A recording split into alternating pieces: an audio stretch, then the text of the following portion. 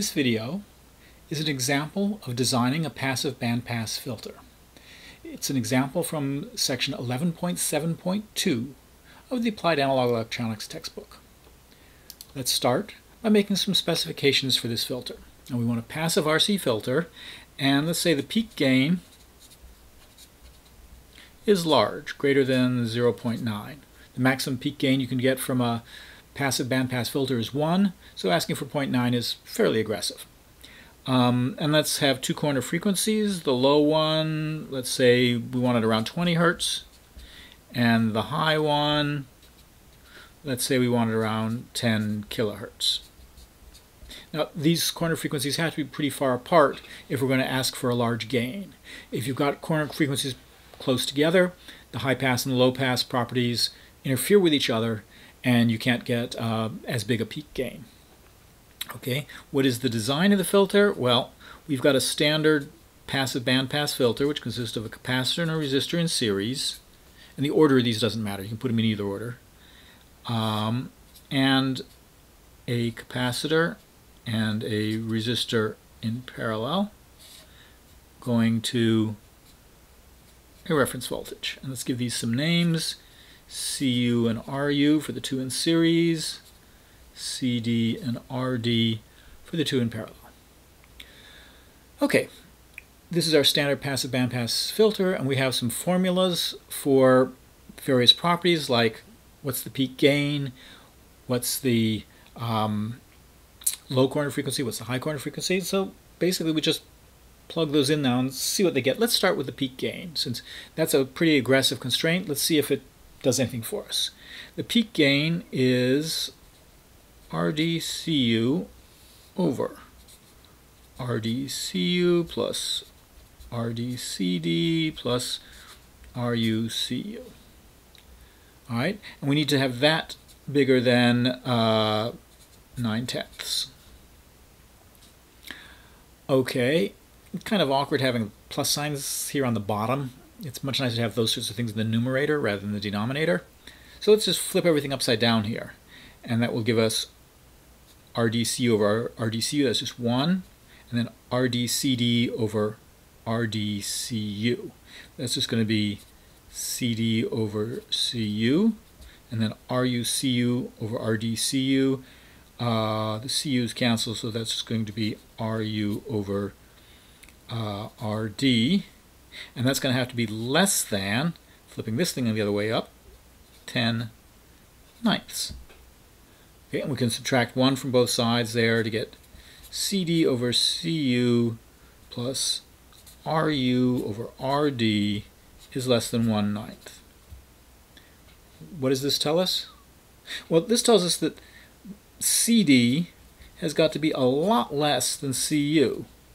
You know, it can't be more than about 1/9 as much, and probably even much less than that because we have to have some room for this one also. And RU similarly has got to be a lot less than RD. So that's a strong constraint that's implied by having the peak gain be so high. And we can use this strong constraint to make an approximation that we can plug in for the formulas for the corner frequencies here to simplify that also. So we start with another sheet of paper and write down what are the formulas for those corner frequencies. Well, we had formulas for omega low, and let's see if I can remember that one right. It is 1 over RDCU plus RDCD plus RUCU. Well, does this CD less than C, much less than CU, and RU much less than RD, let us simplify that. Well, we have that RD times CU plus CD, that's the first two terms here. We have that CU is much bigger than CD. So this term is pretty small and we could probably ignore it. Similarly, for this pair of terms, the first one and the third one, we have that RU is much less than RD. So again, this one's going to be kind of small, and we can try and ignore it. And that simplifies to omega low is approximately 1 over RdCu. That's a lot simpler. We can then write that RdCu is approximately, and now we can try and compute that. Omega low was, let's see, frequency was 20 hertz. Multiply that by 2 pi, and that gives us omega low. Invert it, and we get that RdCu is about 7.958 milliseconds. Okay, what about omega high? That's 1 over RuCd. Notice that the subscripts here are the opposite of the subscripts here. 1 over RuCu plus 1 over RdCd. And we can use the same constraints. Maybe I should just write them down here. Cd is a lot less than Cu, and Ru is a lot less than Rd. All right, well, if Ru is a lot less than Rd, that's this pair of terms, then Ru, 1 over Ru is going to be a lot bigger than 1 over Rd. So again, this term we can kind of ignore. And similarly, if Cd is a lot less than Cu, then 1 over Cd is a lot bigger than 1 over Cu, and this term we can kind of ignore. And so omega high is approximately 1 over RuCd.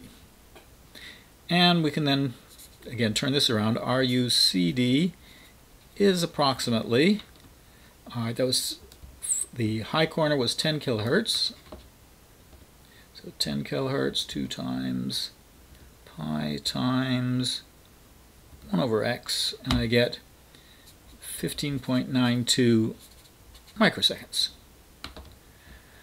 All right, so at this point, actually, we've got estimates for 2 time constants, and we can just start picking some component values and propagating the information through the things.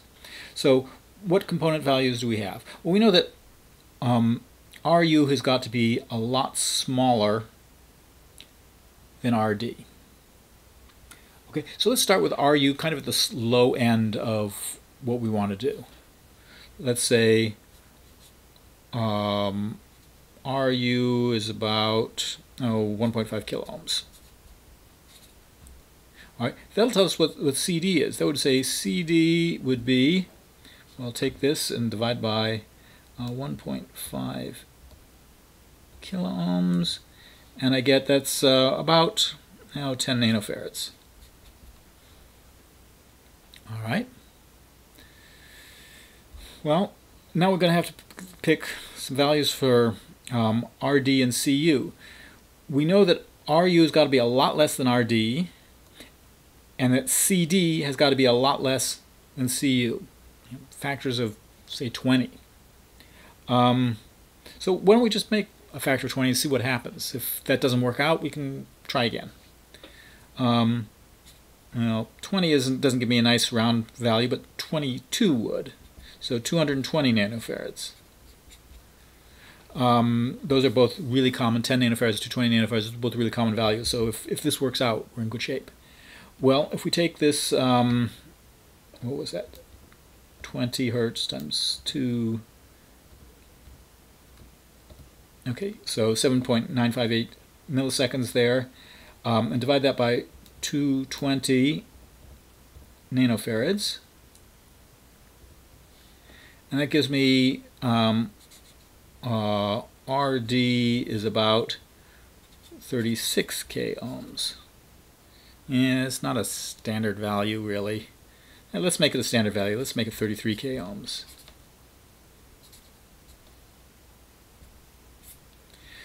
Okay, so we're giving up a little bit on some of the corner frequencies perhaps here. But all the values are in the range we want. 33 kilo ohms, 1.5 kilo ohms is well within our range of 1 kilo ohm to 1 mega ohm. 10 nanofarads to 220 nanofarads, those are all within our range. If these components work, we're in great shape.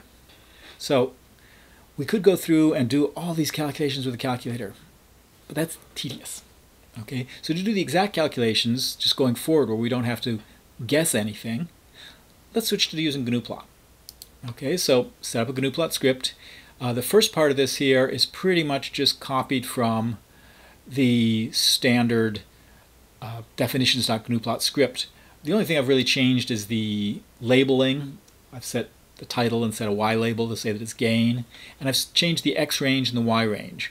I set the X range to go a factor of 20 outside of the pass band so that we'd be able to see the sides of the filter. So went from 1 hertz to 200 kilohertz. I probably should have written that as 200 E3, so that we're going factor of 20 below the 20 hertz and a factor of 20 above the 10 kilohertz. And I set the Y range, but that could have been done automatically. Okay, so all the stuff from there. Now I need to define what's my filter. Bandpass filter for RU/CU is just a voltage divider, which has RU plus the impedance at frequency F of CU on top, and on the bottom it has in parallel RD and the impedance of a capacitor CD at frequency F. So just, I don't have to write out complicated algebra. One of the nice things about the functions is you can compose them like this, and so you can take your circuit and work directly from the circuit to write down the formula for what the gain is. So that's the gain of the bandpass filter. Now I can also write down the formulas for what's the lower corner frequency, and I just use the definition that I had written down on paper just a moment ago. Divide by 2 pi because I want frequency rather than angular frequency. Same thing for the upper corner. I take the definition that I just wrote down for the upper corner frequency, divide by 2 pi because I want frequency rather than angular frequency. Wrote down the formula for the peak gain. I also wrote down a function here that's an approximation to the bandpass filter, which says if the frequency is less than the lower corner frequency, approximate it as if it was just the 2 pi f times RDCU. This is that asymptotic approximation of the lower part of the filter. And if the frequency is less than the upper corner, then I'm just going to approximate this thing as the peak gain, flat horizontal line. And otherwise, if it's greater than or equal to the upper corner, I'm going to use the approximation, the asymptotic approximation we had for the upper band. So this should look, if I've done all my calculations right and I haven't made any typos in doing any of this thing, the approximate filter here, this is the Bode approximation to the actual bandpass filter gain that I've got previously. And what I'm going to plot then, and here I've done something really bad. Notice I've got the same numbers over and over again. If I have to change anything, it's going to be a real pain. So this is bad design. I should have given those names and just used the names there after setting them. But at any rate, I did this way. So I've got the absolute value of the bandpass filter. Remember, the gain of the bandpass filter is a complex number, and I can only plot reals, so I want to take the absolute value of it. The approximation function, that only involved reals, so I don't have to do anything special with that one. And I printed out what those different things are. And for the approximation one, I'm printing out what's the lower corner, what's the peak gain, what's the upper corner. This gives me a way of checking that the values that I had put in actually gave me solutions that were close to the ones I wanted. So if I come up with a lower corner that's way off, then I'm going to go and say, I need to fix that. And in fact, I did do that. I said, hey, one of these corners is a little bit off. Maybe I should take that 1.5 kilo ohms up to 1.6 kilo ohms. That's still a standard value. I think it's the E24 series rather than the E12 series. Still readily available for resistors. And I went through and again printed both the bandpass and the approximation, and I used the title to again echo what the corner frequencies and the peak gain were. So let's take a look at what this produces if we run this thing through Gnuplot. And here it is. We've got a filter which the approximation and the bandpass filter look like they're doing the right thing. That is to say, on the asymptotic tails, everything matches. At the peak, in the flat passband, everything matches, and we just have sort of a little bit of rounding on the real filter one as opposed to the sharp corner we get from the Bode approximation. And if we take a look, the corner frequency for the first one we did, the one we just came up with the 1.5 kilo ohms, is lower corner frequency, 20.1 hertz. That's pretty close to 20 hertz. I'd be happy with that.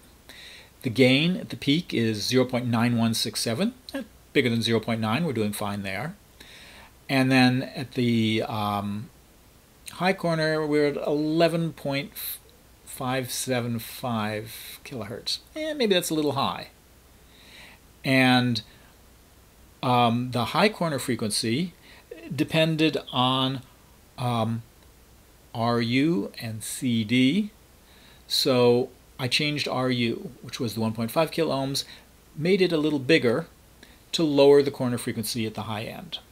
So I took that from 1.5 kilo ohms to 1.6 kilo ohms and left everything else alone. And that gave me the 20.04 hertz. It changes the lower corner frequency, but not by very much. In fact, it makes it better for us, so that's great.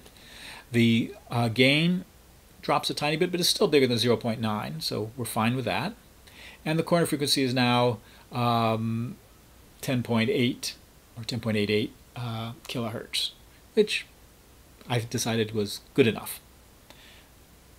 Okay, and you can see that the two filters there are not very different from each other. At the low end, you can't really see any difference on the plot, and at the high end, you can see the corner frequencies moved in just a little bit, and that was the result of this 1.5 to 1.6 kilo ohm change.